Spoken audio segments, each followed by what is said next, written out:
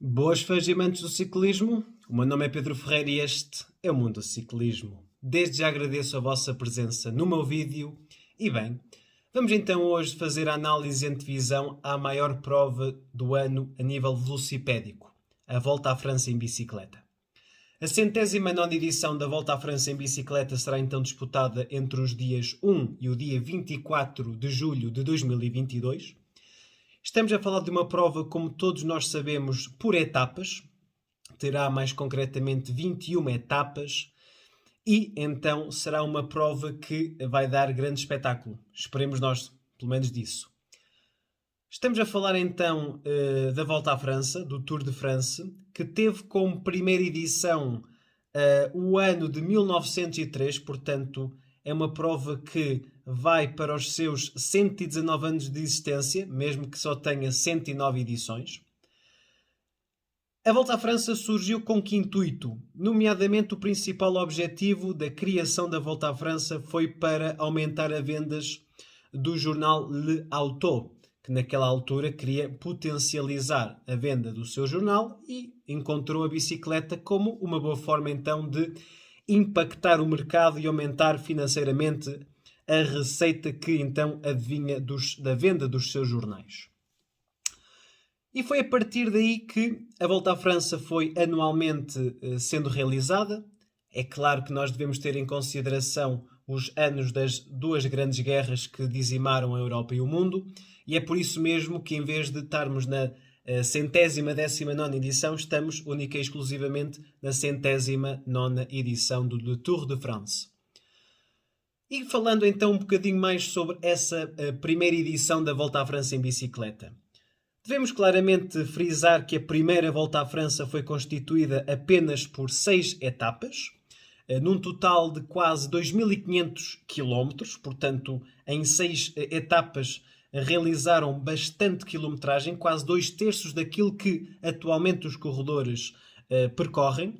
E o primeiro vencedor da Volta à França foi Maurice Garin. Então, este corredor que obteve a primeira vitória na Volta à França. Quanto aos recordistas de vitórias na Volta à França, devemos frisar aqui 4 grandes ciclistas que obtiveram 5 vitórias na Volta à França, na classificação geral final. O primeiro deles temos que recuar aos finais dos anos 50 e encontramos um francês, o Jacques Anquetil, corredor que venceu não só em 1957, mas depois teve 4 vitórias seguidas, em 61, 62, 63 e, por fim, em 64. Para vermos tal fenómeno, foi necessário esperarmos por outro grande corredor, uma grande lenda do ciclismo, passado 5 anos, o corredor belga Eddy Merckx, que não só venceu em 69, mas como conseguiu obter 4 vitórias de rajada, 69, 70, 71 e 72, em 73, o Luís Ocanha colocou-se ali entre ele e, em 1974, conseguiu finalmente alcançar a 5ª vitória na geral da Volta à França. Depois, tivemos ali mais um pequeno período de tempo sem ninguém se impor assim de uma forma pomposa e só em 1978 surgiu outro grande francês, o corredor chamado Bernard Hinault, que venceu em 78, 79, depois, em 81 e 82, ele gostava destas dobradinhas, e em 1985 foi a última vitória e a 5ª vitória do francês.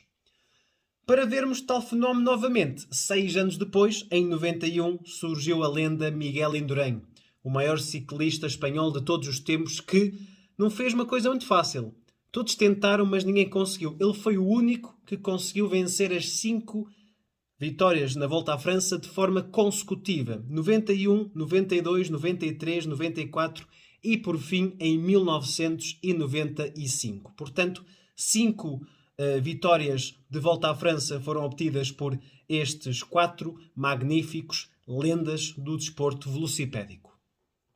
E desse lado vão-me perguntar, então, qual é o corredor que ainda está no ativo que pode se juntar a este leque de corredores com 5 vitórias em grandes voltas, ou melhor dizendo, com 5 vitórias na Volta à França? Eu vou-vos dizer o nome, o corredor que vai levar o dorsal número 1 este ano na Volta à França pela equipa da Israel Premier Tech. Chris Froome, o corredor que obteve 4 vitórias na estrutura da equipa da Sky, conseguiu vencer em 2013, 2015, 2016 e 2017. E falta-lhe uma vitória para então entrar neste leque de excelentes, de magníficos corredores que participaram e que venceram 5 vezes a Volta à França. Vai ser um trabalho árduo, para não dizer impossível, por parte do corredor britânico. E depois temos o corredor que mais recentemente tem ganho as voltas à França, que é o esloveno, corredor da equipa da UAE Team Emirates, Tadej Pogačar. Venceu não só em 2020, mas também venceu em 2021 e ele este ano quererá claramente ir buscar a tripla e fazer aqui o hat-trick seguido de vitórias na geral da Volta à França. Deixar mais aqui uma nota de rodapé, que é quanto ao corredor, ou neste caso aos corredores que mais vitórias têm em etapas na Volta à França. Era quase um recorde colocado num patamar muito elevado, porque só um corredor tinha obtido 34 vitórias na Volta à França, que foi o Eddy Merckx, o corredor que também conseguiu vencer 5 vezes esta grande competição. E depois vinha ali um sprinter, um corredor britânico, o Mark Cavendish, que até certa altura ele tinha 30 vitórias, mas depois entrou numa fase da sua carreira bastante irregular, problemas também psicológicos, entrou numa depressão e posteriormente conseguiu ressurgir das cinzas o ano passado, obtendo 4 vitórias em etapa e conseguiu igualar o belga, corredor que dinamitou as provas nos anos 70, nos inícios dos anos 70, e que então estão em pé de igualdade. A verdade é que Patrick Lefebvre, que é o diretor desportivo da Quick Step, não vai levar à Volta à França. É uma dúvida, é uma opinião, pode abrir aqui um debate. Vocês levariam o Mark Cavendish ou levariam o Fábio Jacobsen ou então levariam os dois? Deixem nos comentários caso queiram opinar sobre este assunto. Vamos então agora falar um pouco sobre os portugueses na Volta à França.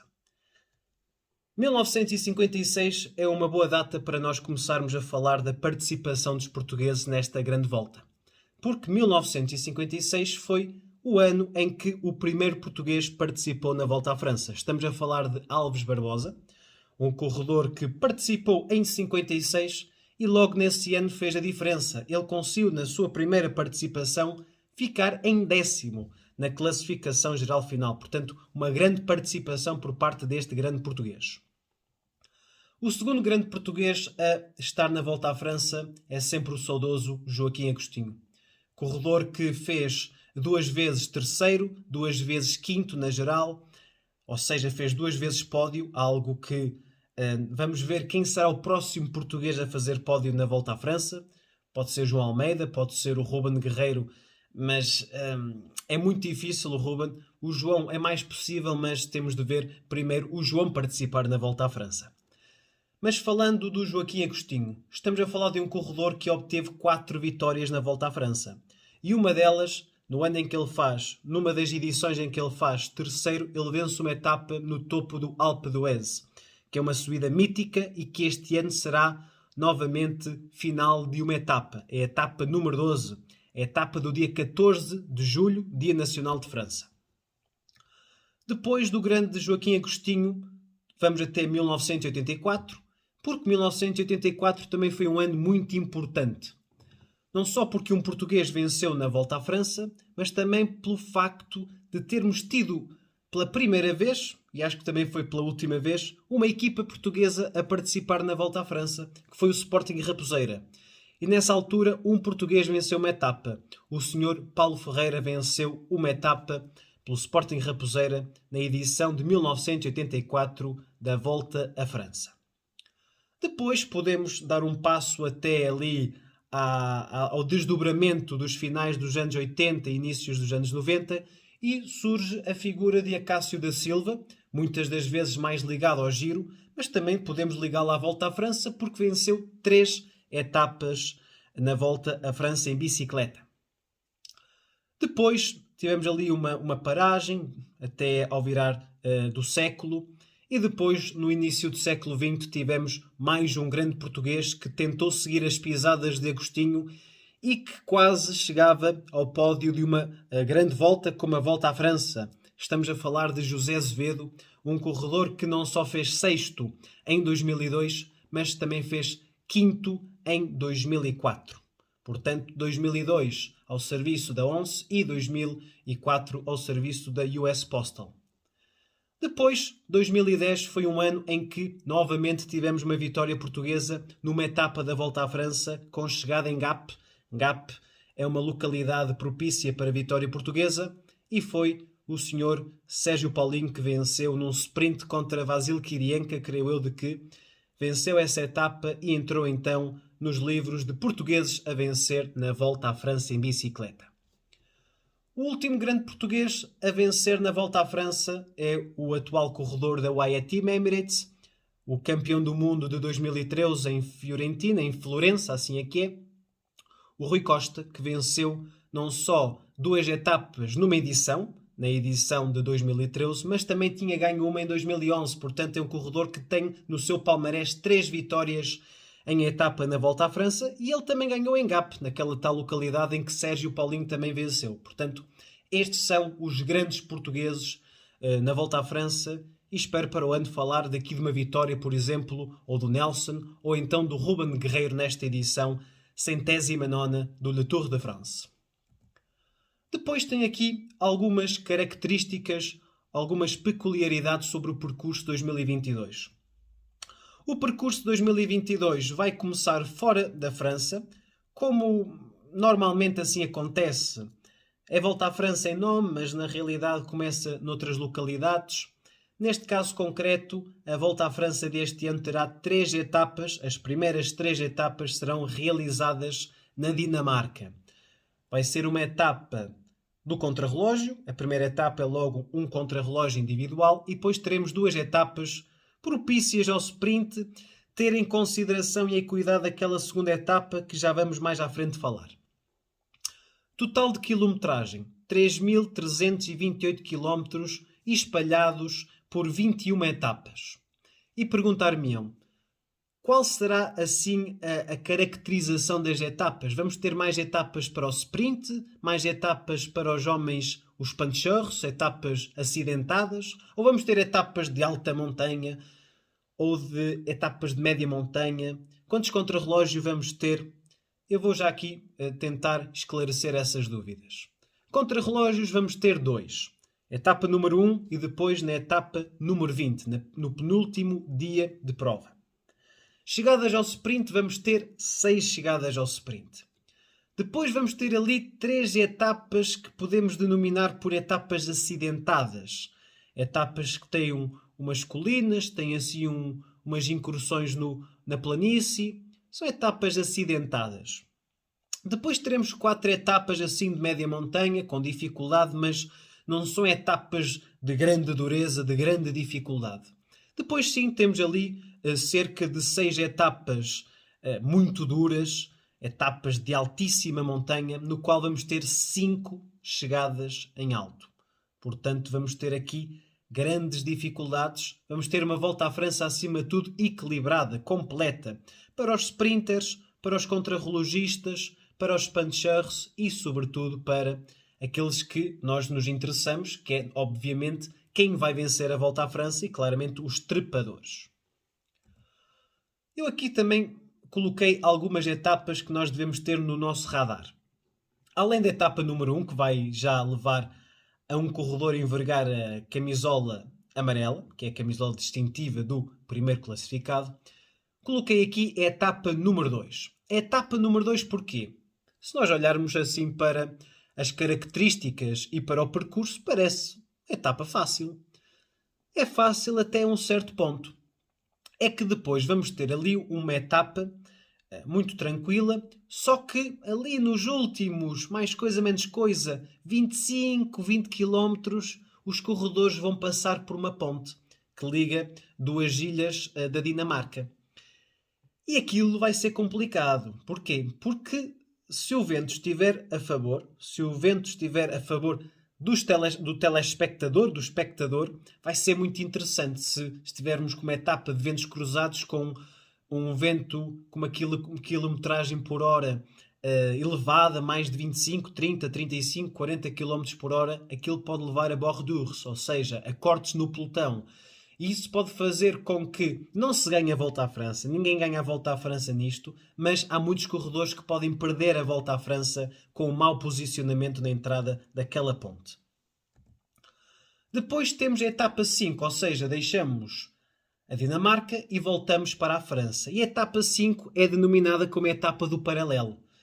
É quase uma mini Paris-Roubaix, vai ter 11 setores de paralelo e vai ser uma etapa não só para corredores classicómanos, como Mathieu van der Poel, um Wout van Aert, um Dylan van Baarle, um corredor nestas características, um Casper Asgreen, tente vencer a etapa, mas também muitos líderes vão ter grandes problemas em passar o paralelo.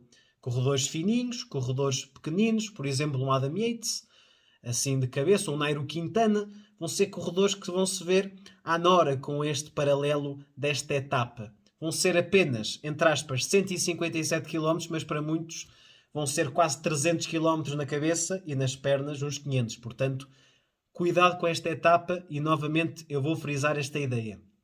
Ninguém vence a Volta à França nisto, mas há muitos corredores que vão perder a Volta à França na etapa 2 e na etapa 5 da Volta à França de 2022. Depois coloco aqui a etapa número 7. E porquê que eu coloco aqui a etapa número 7? Porque é a primeira chegada em alto deste Tour. Vai ser além do contrarrelógio, onde se vão ver entre os principais corredores à geral quem é que vai colocar tempo a quem. Vão ser alguns segundos, no máximo uns 40 segundos, 30, 40 segundos entre os principais candidatos à vitória, com o final em La Super Planche de Belfi. Não é na La Planche de Belfi que nós estamos habituados, é na La Super, porque é mais um bocadinho, mais uns metros no qual os corredores passam por uma terra batida. E é uma chegada mais em alto, aos 1140 metros, 7 km a quase 9% de inclinação média. O último vencedor, o último corredor que venceu em La Super Planche de Belfi foi Dylan Teuns, em 2019, num dia em que Teuns vence a etapa, Ciccone é segundo, mas Ciccone assume a camisola amarela. Portanto, ter em consideração a etapa número 7 da Volta à França. Depois temos aqui duas jornadas que para os sprinters e para os corredores que não são nada bons na montanha vão ser um pesadelo. Será a etapa 11 e 12, duas etapas aqui colocadas simultaneamente. Uma que acaba no Col du Granon e a outra que acaba no Alpe d'Huez. Portanto, duas chegadas duríssimas. Podemos aqui, portanto, caracterizar a etapa número 11 de 151,7 km de extensão. Vai ter uma contagem de primeira categoria no Col du Telegraphe. Subida difícil. Mas se isto fosse difícil, ainda vão passar em duas categorias especiais. Passar no Col du Galibier, que é uma subida mítica, a uma altitude arrasadora, mais de 2500 metros de altitude, descem e depois fazem a subida final de 11 km e 300 metros a 9,2% de inclinação até ao Col du Granon, colocado a 2413 metros de altitude. Se isto não fosse difícil, pobre dos rapazes que no dia a seguir começam em Briançon, sobem outra vez o Galibier, sobem outra vez o Col du Telegraphe, sobem o Col de la Croix-Ferre e depois ainda têm que subir o Alpe d'Huez. Alpe d'Huez são quase 14 km a 8% de inclinação, portanto vamos ter aqui uma dupla jornada difícil e aqui sim podemos verificar e observar grandes cortes, grandes diferenças entre os candidatos à vitória, superiores a minutos, 1, 2 minutos. Quem tiver um dia mau pode arrumar com a classificação geral naquele dia. Depois, para vermos assim etapas como o Col du Granon e como o Alpe d'Huez, temos que esperar até à etapa 17 e 18, em que vamos ter uma etapa que acaba no Piragoud e depois o Hautacam, que é a etapa número 18. Observando a etapa 17, nenhuma categoria especial, mas os corredores terão de passar em 3 primeiras categorias e numa segunda categoria. O Peyragudes são 8 km a quase 8% de inclinação, com uma altitude pouco mais de 1500 metros. O Hautacam, também a altitude é menor, são 1520, mas em termos de dificuldade é mais tensa, são 13.600 metros a 7,8% de inclinação. Além disso, os corredores vão ter que passar o Col d'Aubisque, colocado a 1.700 metros do mar, e vai ser uma etapa muito, mas muito difícil, além de uma outra primeira categoria entre o Col d'Aubisque e o Hautacam. Portanto, estas 4 etapas de alta montanha vão claramente, vai-se jogar claramente a Volta à França de 2022. Depois há que fazer uma referência à penúltima etapa. A etapa 20, cerca de 41 km de contrarrelógio. Portanto, uma Volta à França desgastante. Rompe pernas. Ainda os corredores fazer um contrarrelógio de quase 41 km. Vai ser uma situação em que os bons contrarrelogistas podem desfalecer e aqueles que não são tão bons estão num pico de forma ou estão gradativamente a melhorar a sua forma física e podem surpreender.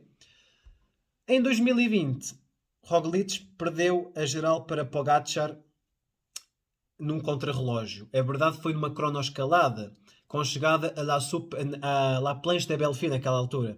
Ou seja, a etapa número 7, só que sem aquela parte com o terreno ainda em terra batida. Neste caso é um contrarrelógio completamente plano, portanto, ali os corredores que sejam bons a subir no contrarrelógio vão-se fritar todos, enquanto que naquele em 2020, por exemplo, um Landa conseguiu defender-se bem. Se um Landa viesse à Volta à França deste ano, levaria no mínimo 3 minutos neste contrarrelógio. Portanto, são perspectivas, uns com subidas, outros com menos. Neste caso vamos ter aqui 2 cotes, mas são 2 cotezinhos muito pequeninos, um total de 3 km a subir. Não é quase nada. Portanto, estas subidas não vão fazer qualquer diferença no contrarrelógio e, portanto, vamos ter aqui um penúltimo dia muito difícil para os trepadores puros e muito feliz para aqueles que são simultaneamente bons na montanha e bons no contrarrelógio. Depois desta visualização das principais etapas deste ano da Volta à França, vamos verificar as equipas. Quais são os 8 corredores que as equipas vão levar para o Le Tour de France 2022.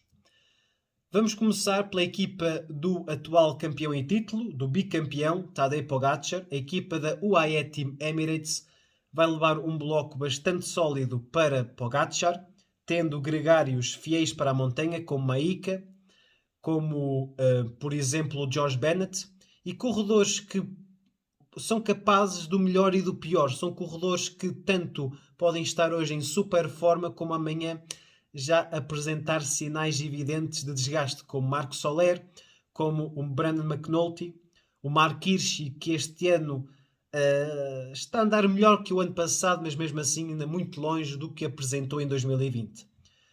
Eu acredito que Pogačar seja um candidato fortíssimo a vencer a Volta à França.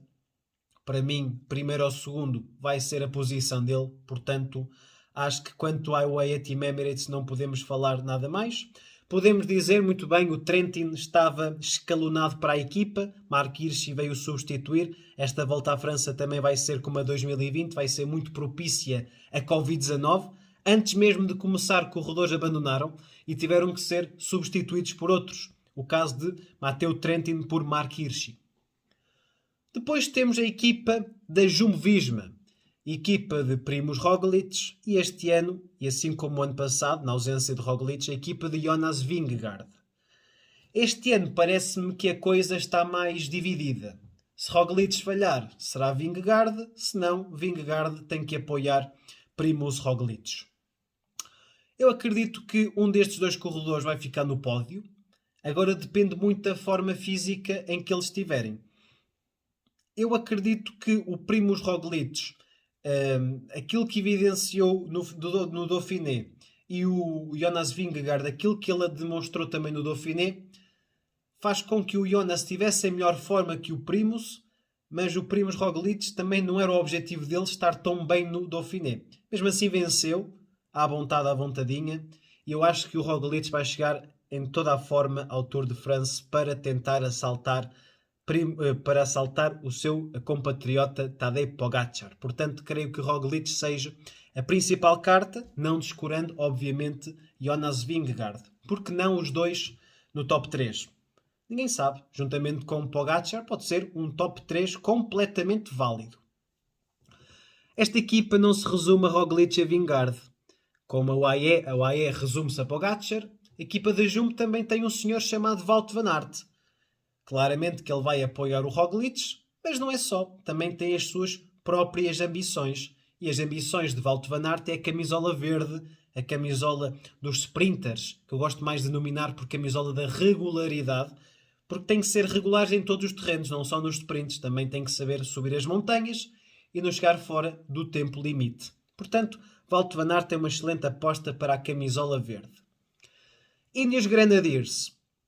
A equipa da Ineos Grenadiers, antiga Sky, está a ver a situação mal arrumada, não é verdade? Uma equipa que dominou a Volta à França desde 2012 até 2019, a exceção feita a 2014, quando Vincenzo Nibali venceu essa prova. De resto, Froome, Bradley Wiggins, Geraint Thomas e Bernal tinham ganho. Surgem os eslovenos e a equipa fica completamente desamparada. Não tem um fiel corredor que consiga dar garantias que possa vencer a Volta à França.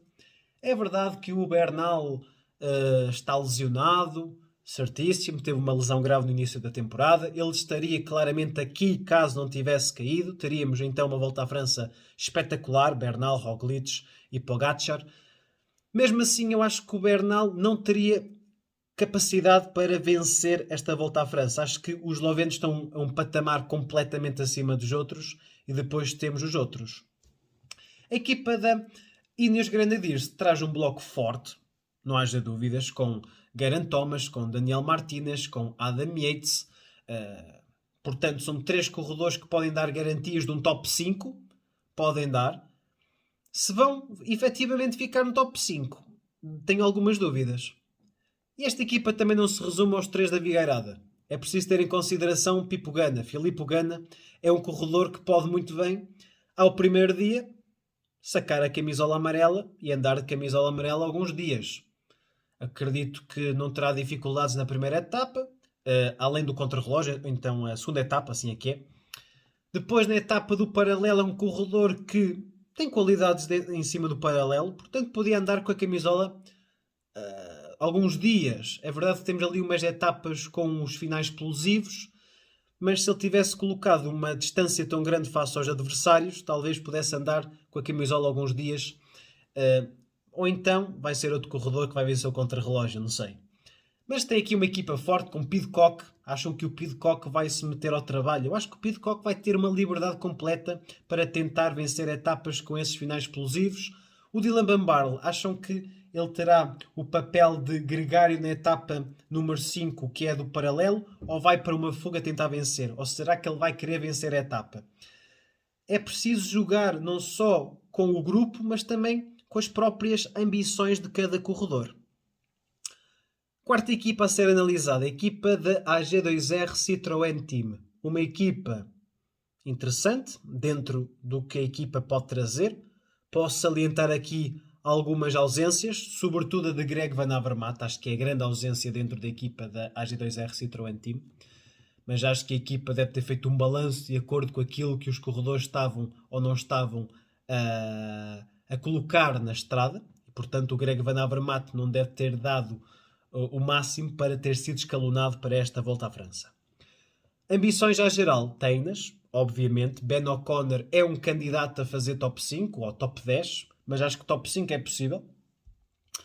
Um corredor que ressurgiu das cinzas, Bob Jungels, é um corredor que pode dar, não digo um top 10 caso Ben O'Connor desfaleça, mas é um corredor que é bom no contrarrelógio, andou bem na Volta à Suíça. É verdade que a Volta à Suíça foi muito atacada pelo Covid, mas esta Volta à França não vai ser a exceção. Portanto, ele pode passar no meio dos pingos e quem sabe. Mas tenho as minhas dificuldades, as minhas dúvidas quanto ao luxemburguês. Depois uma equipa com Benoît Cosnefroy, para etapas ao estilo de Pidcock, aquelas etapas com os finais explosivos, quem sabe, um corredor que faz segundo na Amstel Gold Race é capaz disto e de muito mais.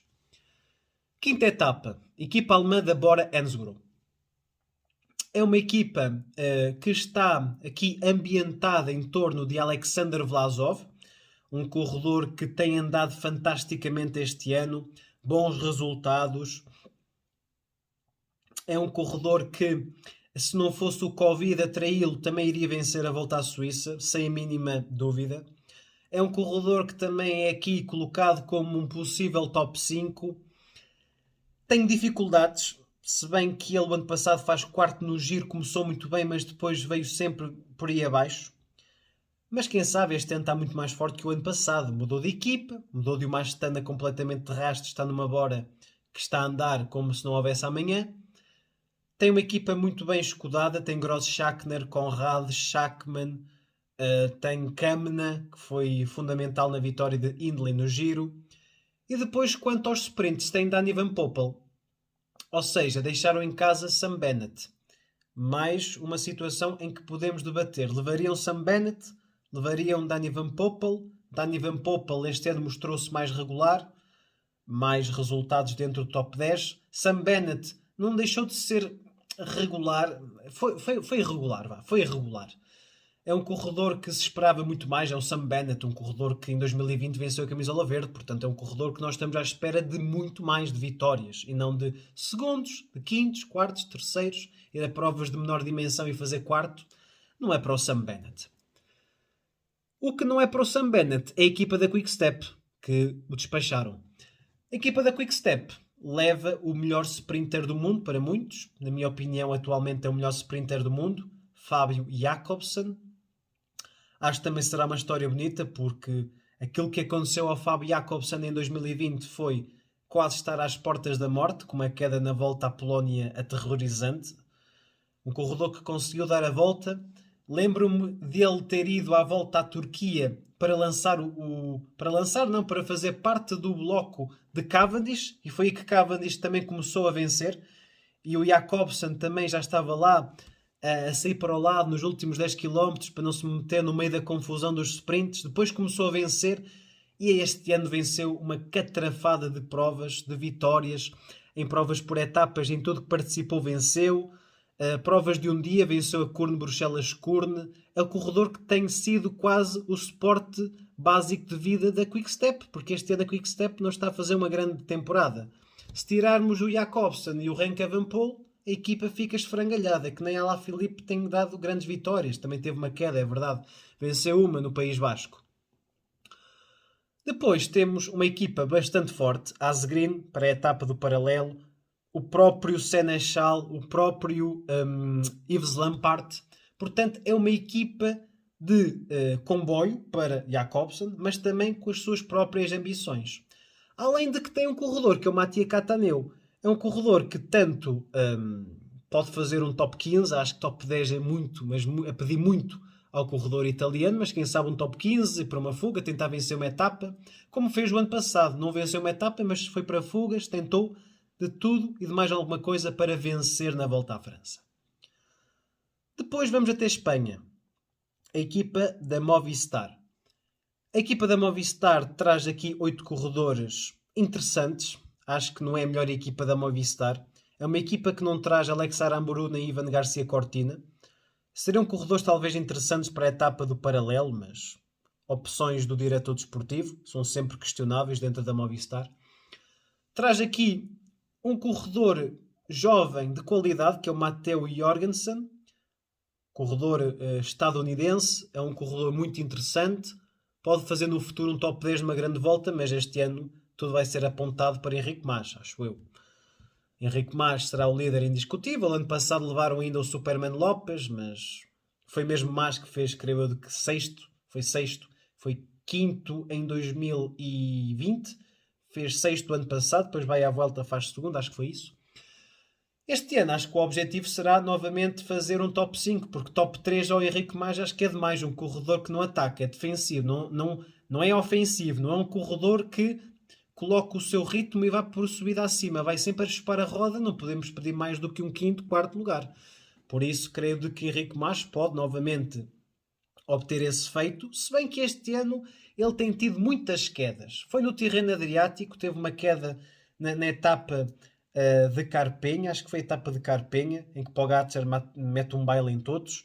Ele cai também no Dauphiné, portanto também pode ser um corredor que passe pelas ruas da amargura e caia novamente e tenha que ir para casa mais cedo. Esperemos que não, para o bem da Movistar. Senão, para o ano que vem, deste divisão. Cofidis. Cofidis tem uma grande baixa. Brian Cocar. Brian Cocar teve Covid-19, testou positivo no dia de hoje, sexta-feira. Trocou o corredor, agora vai levar Perrichon. Nada a ver, não é verdade? Cocar podia dar um top 5, no máximo um top 3 em etapas ao sprint. Perrichon é um corredor para fugas. É uma equipa combativa. Podemos dizer que tem corredores interessantes. O Valscheid, o Benjamin Thomas, Ionis Aguirre, que é um corredor que nós, de top 10, acho que é pedido mais. É um corredor que pode tentar a camisola da montanha, quem sabe. O Guillaume Martin, corredor que fez a Vuelta, fez o Giro de Itália, fez top 15, acho. A Volta à França acho que também vai-lhe passar ao lado, acho que vai ser um corredor que vai sentir o peso do Giro e vai tentar vencer uma etapa. Tentar, porque vencer eu acho que a equipa da Cofidis não terá grandes possibilidades. Ou Ionis Aguirre, porque Guilherme Marta creio eu que não. Victor Lafay é um corredor interessante, atenção, a equipa pode também jogar com Lafay. Ou então o Simon Geschke, se for o termonuclear Simon Geschke da volta à Romandia, que fez segundo, portanto Geschke ainda pode vencer a etapa do Alpe d'Huez. Estou a brincar. Bahrain Victorious. Bahrain Victorious é uma equipa interessante. É uma equipa que não traz talvez o seu melhor bloco, verdade. Não traz um Pello Bilbao, não traz um Landa, mas traz dois corredores fiáveis. Um mais do que o outro. Damiano Caruso é um corredor cada vez mais fiável, corredor capaz de fazer top 10, portanto acho que é um corredor que em muitos envelopes de top 10 final Caruso estará presente. J.K. o ano passado faz pódio na Vuelta. Este ano ainda não se apresentou ao mesmo nível. Caruso ano passado também faz pódio, mas faz no Giro segundo. Mas acho que um deles vai fazer top 10 nesta grande volta. Top 5 acho que é o grande objetivo dentro da equipa, mas visto de fora eu acho que não vai haver possibilidades de fazer top 5, nem com Caruso nem com Jack Haig. Depois, caça etapas, Dylan Tunes, Matej Mohoric, sobretudo estes dois vão ter liberdade para vencer uma etapa nesta 109ª edição da Volta à França. Outra equipa, Groupama FDG. Mais uma equipa interessante. Equipa que traz aqui 3 corredores de montanha, sobretudo, além de outros, mas Storar, Pinot e Gaudu. Marc Madiot, que é o diretor desportivo da equipa, disse que o David Gaudu vai ser o líder. Acho que é aquele que dá maiores certezas à equipa, um top 10. Pode ser possível, pode ser, não sei, porque é um corredor que tem sempre um dia mau, tem sempre um dia em que leva 5, 7 minutos. Também estou se calhar a exagerar, mas leva 2, 3 minutos e é arrumado dos primeiros lugares da classificação geral. Mas o Storer e o Pinot vão ser anjos da guarda dele, vão ser corredores que o vão guiar. Eu acho que deviam ter liberdade, eu acho que Pinot pode ser um corredor que pode lutar pela montanha e o Storer, se estiver em forma, também é possível que lute pela classificação da montanha. Tem que conseguir definir aqui uma hierarquia como deve ser. Não é, vamos trabalhar para o Gaudu leva 3 minutos. O que é que vamos fazer agora? O Pinot vai atacar, ou o Storer, hoje atacas tu. O Gaudu, fica no pelotão. Não, tem que ser uma hierarquia bem definida. Eu acho que existe daqueles 3 corredores, sobretudo o Pinot ou o Storer, dar-lhe liberdade. Acho que dar liberdade ao Pinot nesta fase da sua carreira. Pinot, faz o que quiseres, vai para a fuga, tenta vencer uma etapa, tenta lutar pela montanha. Depois chegamos ao final de uma semana e meia e vemos, tens aqui estes pontos, muito bem. Podes ir atrás da classificação da montanha e tentar assim conseguir chegar a uma conclusão incisa, com certeza e fixada na mente dos corredores, para não andarem ali todos à batatada. Equipa. tem aqui Stefan Kung, corredor que pode assaltar a camisola amarela no contrarrelógio da primeira etapa. E é um corredor que passa bem também o paralelo, portanto, cuidado com ele na etapa número 5, que termina em Arenberg. Não é na floresta de Arenberg, mas é em Arenberg. Alpecin de Alpecin de König, que agora com a volta à França alteraram o nome, alteraram também o equipamento e agora é uma equipa diferente. Mathieu Van Der Poel é a maior figura da equipa, vai tentar vencer, fazer aquilo que fez no Giro, vencer uma etapa. Ele venceu a etapa 1 no Giro e foi o primeiro líder rosa. O objetivo dele é fazer um contrarrelógio ultra mega fantástico e conseguir, com a coordenação dos deuses, também conseguir vencer a etapa número 1 e também ser camisola amarela, quem sabe. É uma equipa que tem Van Der Poel e tem Jasper Philipsen e o resto são gregários. Jasper Philipsen, objetivo, vencer uma etapa. Acho que é possível. Um grande sprinter. Para mim, top 3, top 5 melhores sprinters do mundo. E dentro da Volta à França, ele e Jacobsen talvez sejam os dois maiores. Portanto, pode haver aqui uma rivalidade bonita entre o corredor dos Países Baixos e o corredor belga. Team DSM. DSM traz o líder que levou para a Volta à Itália, Romain Bardet. Infelizmente, Romain Bardet teve um problema na Volta à Itália que não o deixou terminar a mesma prova. Ele ia para top 3, acho que ia para o pódio, ou no máximo quarto lugar. É um corredor que vem à Volta à França. Com que ambições? Geral? Etapas e montanha? Não sei. É uma equipa que traz Alberto Dainese, um corredor que também andou muito bem no Giro, venceu uma etapa e também pode vencer uma etapa numa chegada rápida, quem sabe, surpreendendo tudo e todos e deixando para trás o Jacobsen, o Philipsen e companhia. Outros corredores. O John Degenkolb, um corredor que foi o último corredor numa prova com paralelo na Volta à França a vencer. Foi em 2018. Ele venceu uma etapa com paralelo dentro da Volta à França. E essa etapa foi no exato dia em que se disputou a final do Campeonato do Mundo entre a França e a Croácia.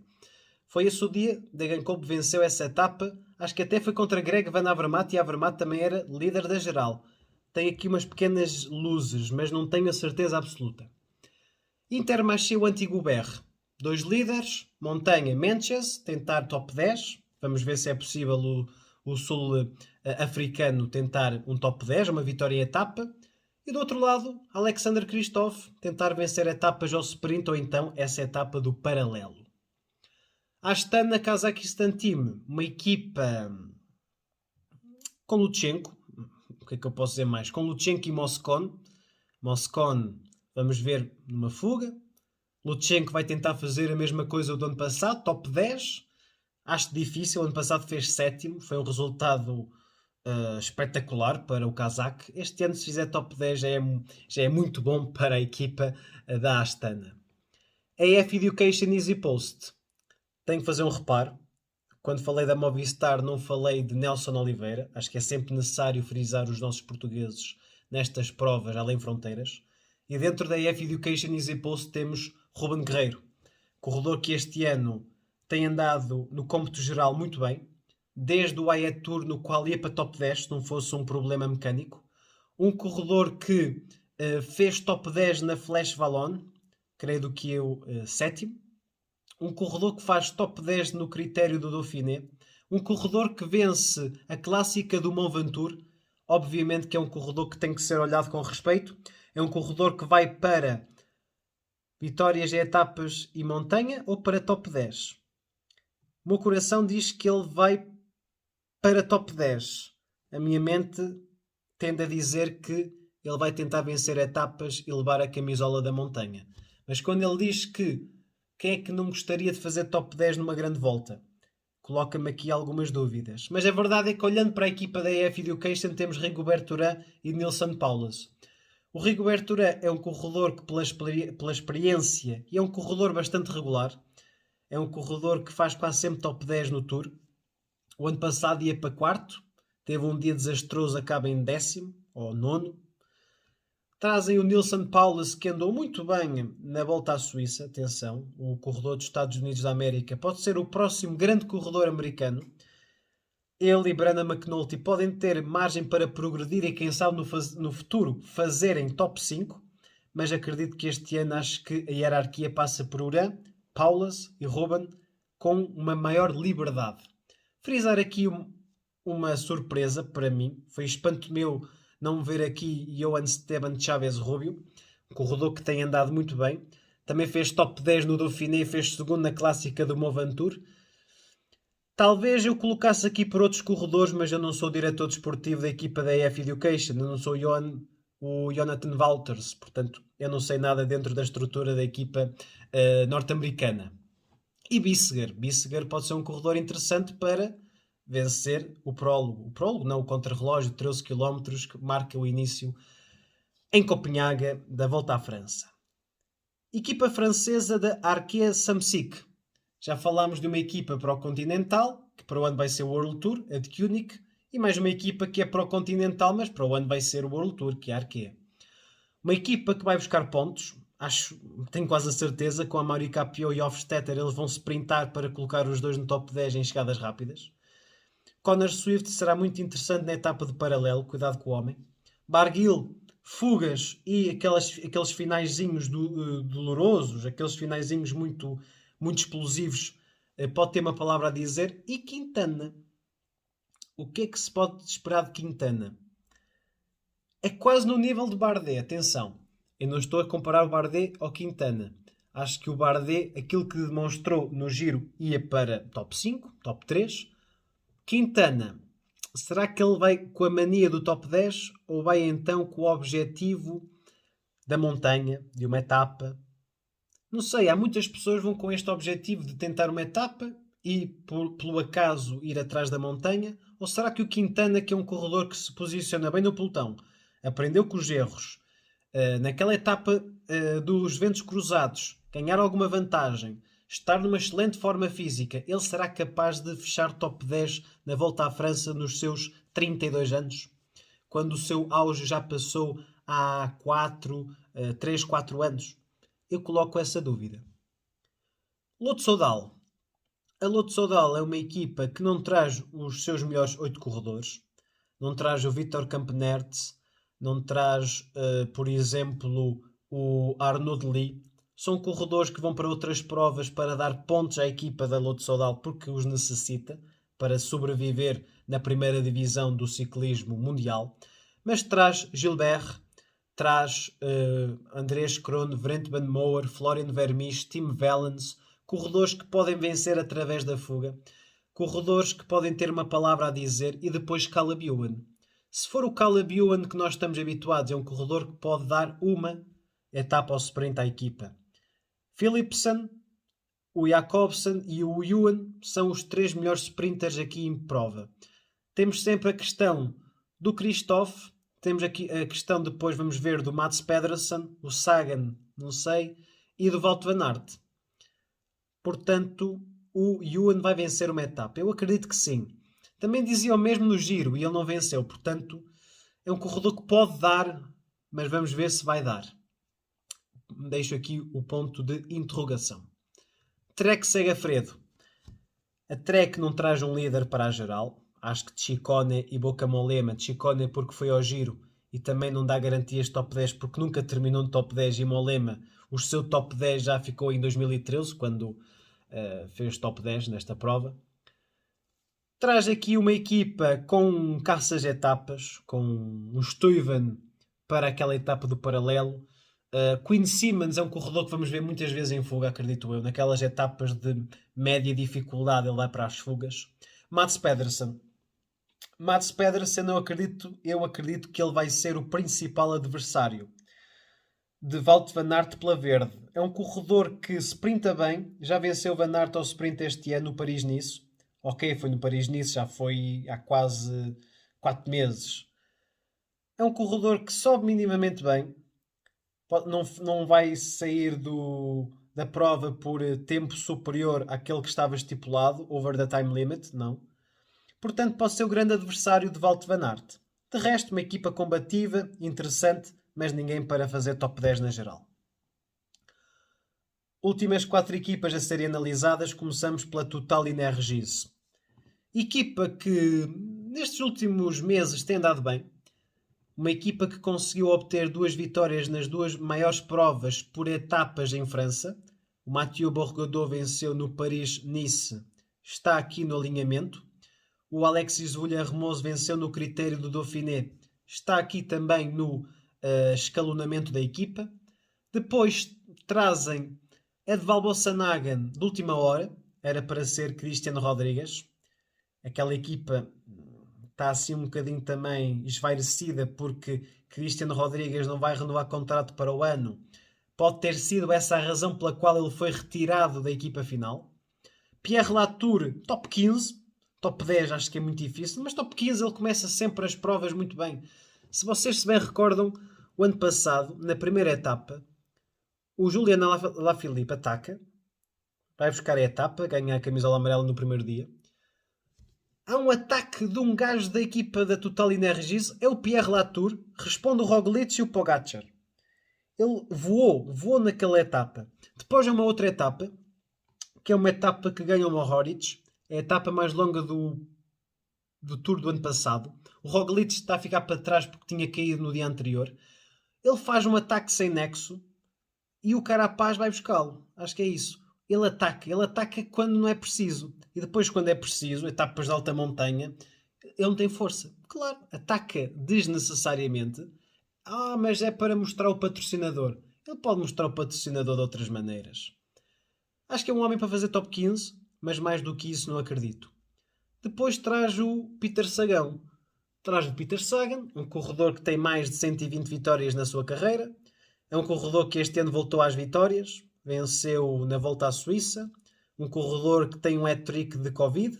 Teve 3 vezes o Covid. Quer bater o recorde do Fernando Gaviria.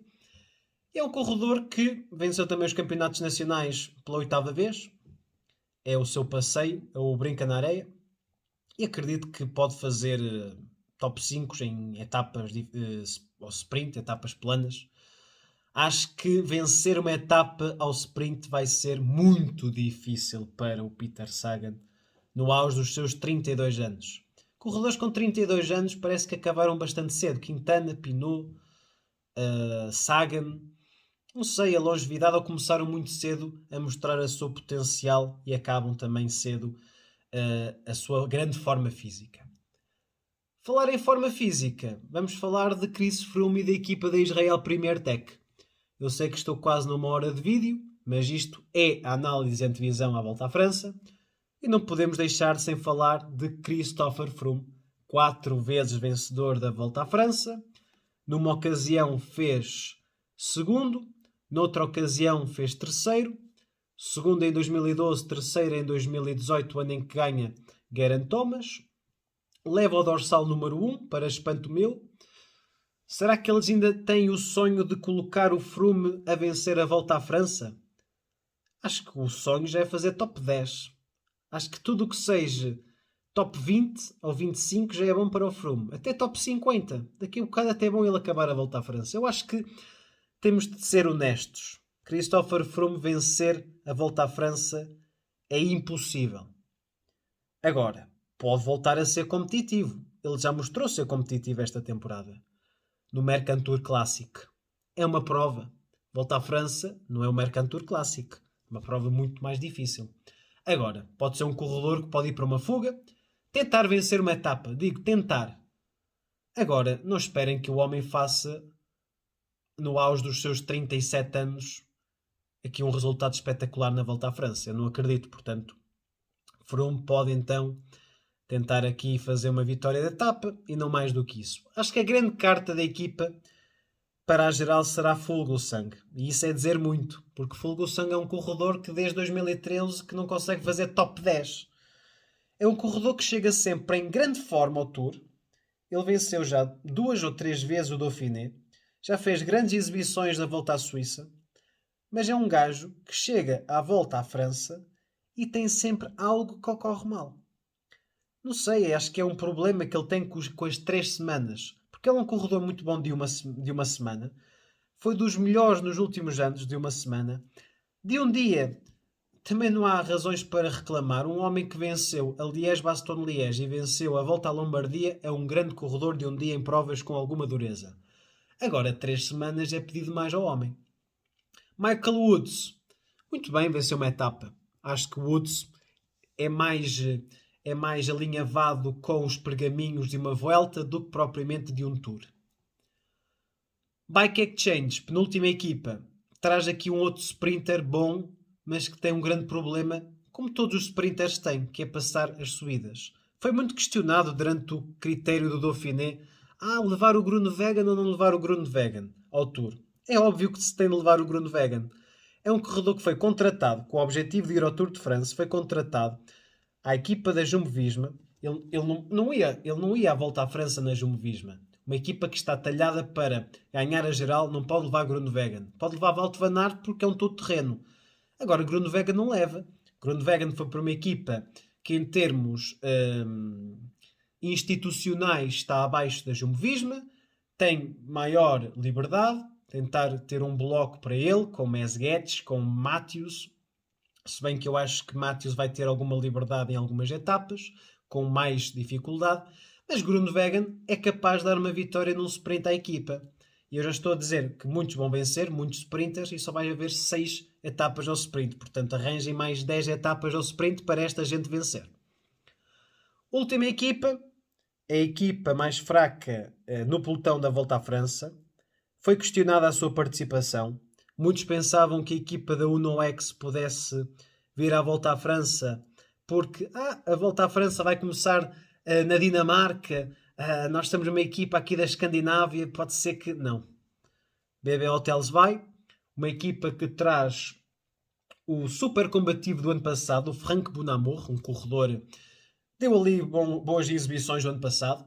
O Pierre Latour, que venceu a montanha no critério do Dauphiné, é um corredor que me dá gosto de ver, é um corredor que em 2013, 2014, uma pessoa tem lembranças no Giro que ele participou, vencer a camisola branca, tentar rebocar o Thomas Voeckler em 2011, mas isso já foi quase há 10 anos. Portanto, estamos a ficar velhos e o próprio Pierre Latour não é exceção. Luca Mosato, um corredor que estou a gostar de ver este ano, sobretudo nas chegadas rápidas, quem sabe vê-lo várias vezes no top 10 de uma chegada ao sprint na Volta à França. E com isto eu termino as equipas.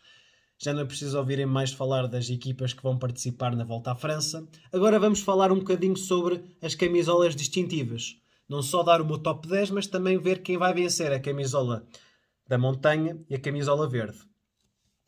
Camisola da montanha. Branquinha às bolinhas vermelhas. Vai ser ganha pelo Cowboy de Pegões. Ruben Guerreiro, para mim, vai ser o grande vencedor, espero eu, coração a dizer. Ruben Guerreiro vence a camisola, a Polka Jersey, a camisola branca às bolinhas vermelhas. A camisola verde foi então ganha 7 vezes ou 8 vezes pelo Peter Sagan. O ano passado a camisola verde foi ganha pelo Mark Cavendish, que ficou de fora, com 4 etapas ganhas do ano passado. Este ano acho que vai ser um corredor diferente. Podia dizer vai ser o Jacobsen, o melhor sprinter. Acho que vai ser entre Mats Pedersen e Wout van Aert. E eu vou mais pelo belga da equipa da Jumbo-Visma. Wout van Aert vai vencer a camisola verde. E não vai ser a única camisola que a equipa da Jumbo-Visma vai ganhar na Volta à França 2022, porque vamos falar agora top 10. Top 10. O top 10 da Volta à França deste ano, segundo as informações de Pedro Manuel da Rocha Ferreira, minha pessoa, vai ser o seguinte. O 10º lugar vai para um corredor que muitos não estão à espera. Um corredor que este ano tem andado bem, que ataca este ano algo que ele raramente faz na sua carreira. É o corredor da África do Sul, corredor da Wanty, ou da Intermarché Wanty-Gobert, uma equipa que este ano está a andar que se farta, Luis Meintjes. Luis Meintjes vai novamente entrar no top 10 de uma grande volta depois de 2017 e 2018 terem sido os últimos e as primeiras e as últimas vezes em que o corredor sul-africano entrou no top 10. Vai ser o meu 10º classificado na Volta à França de 2022. Em nono lugar vamos ter um corredor britânico da Ineos Grenadiers. Ou seja, ou pode ser o Geraint Thomas ou pode ser o Adam Yates. Mas eu vou escolher o Adam Yates como o nono classificado da equipa. O primeiro não vai ser o segundo da equipa, porque existe ainda outro que eu vou colocar mais acima na geral. O nono classificado será Adam Yates neste Tour de France. Oitavo lugar vai ser um homem da equipa da Bahrain Victorious e vou pelo mais regular. Para mim o mais regular é Damiano Caruso. Portanto vou colocar o trintão, o corredor italiano, na oitava posição deste Tour. Sétimo lugar. Vai já começar aqui um pouco a controvérsia, porque em sétimo lugar vai ficar o quarto do ano passado, Ben O'Connor, corredor da AG2R La Citroën. Andou bem no Dauphiné e acho que vai ser por isso. É um corredor que, em termos físicos, já está muito próximo do seu pico e a última semana vai ser primordial para o corredor vir por água abaixo e ficar apenas entre aspas, em sétimo lugar nesta edição do Tour. Sexto lugar é um corredor que também pode ser uma controvérsia. É um corredor que este ano tem andado que se farta. Venceu a Comunidade Valenciana, venceu a Volta à Romandia, venceu a Volta à Suíça, não venceu nada, teve que abandonar, mas ia vencer. Alexander Vlasov vence então, faz então sexto. Isto já é 1 hora de vídeo, já me está a corroer a cabeça. Vlasov, sexto lugar então, na Volta à França deste ano. E entramos no top 5. E no top 5, quem é que vamos colocar? Em quinto vou colocar o chupa-rodas espanhol, Enrique Mas. Enrique Mas, o defensivo, vai ficar em quinto este ano na Volta à França. Quarto vai ser um homem da Ineos Grenadiers. Vai ser o colombiano Daniel Martínez, corredor então que vai ocupar o lugar que não é muito favorável, porque é o primeiro dos últimos, é o quarto. É o quarto e o segundo, mas o segundo ainda faz parte do pódio. O quarto é que já não. Com a medalha de lata. Agora com a medalha de bronze. Temos o homem que vai começar a grande volta em casa, na Dinamarca. Vai ser o futuro da Dinamarca nas grandes voltas. Jonas Vingegaard vai então levar o lugar mais baixo do pódio para casa. Terceiro lugar para a Jumbo-Visma. E agora temos aqui duas posições. Temos o segundo e o primeiro. E temos dois eslovenos. Temos Roglic e Tadej Pogačar. Segundo lugar vai ser o jovem de 23 anos, corredor da UAE Team Emirates, Tadej Pogačar. Vai ser este ano derrotado por Primož Roglic. É verdade, sim senhor. Meus senhores, não estão a ouvir mal. Roglic vai vencer aos seus 32 ou 33 anos. Este é contrário de Quintana, de Sagan. Ele quanto mais velho fica, melhor. É como o vinho do Porto. Primož Roglic vai vencer a Volta à França deste ano. Pogačar segundo, porque é a última hipótese que Roglic tem então de destronar o jovem esloveno do primeiro lugar. Pogačar segundo, Roglic primeiro na classificação geral da 109ª edição da Volta à França deste ano. Depois disto tudo, caso tenham alguma dúvida, deixem nos comentários, ou se quiserem mandem mensagem privada direta no Instagram aqui do Mundo do Ciclismo ou no Twitter. Caso queiram comentar algo, tu disseste isto, mas eu sou contra, eu acho que esta que vai ganhar, esta camisola, aqui este top 10 estúpido que fizeste. Pois é estúpido porque ainda estamos a um dia de começar e a Volta à França só acaba no dia 24 de julho. Portanto, da minha parte é tudo. Eu agradeço muito a vossa presença neste vídeo. Sei que muitos não vão ficar até ao fim, é óbvio, 1h04 de vídeo, mas isto é a antevisão à maior prova do ano a nível velocipédico. É a antevisão à Volta à França. Deixem o vosso like ou o vosso dislike consoante a vossa opinião sobre o mesmo vídeo que eu fiz. Vemos na próxima e agora vou começar a fazer só grandes voltas e monumentos, campeonatos do mundo, para ficar isto mais sucinto no nosso canal. Portanto, um grande abraço, fiquem bem e fiquem então com a Volta à França durante este mês de julho. Um grande abraço.